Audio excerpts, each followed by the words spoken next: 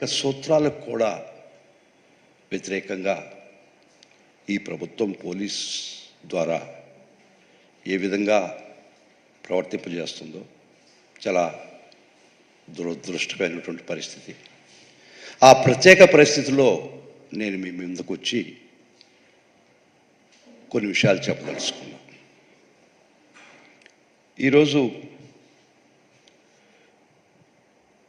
నిన్న 11/7/2024 సాయంత్రం maybe around 7 o'clock మాజీ ముఖ్యమంత్రి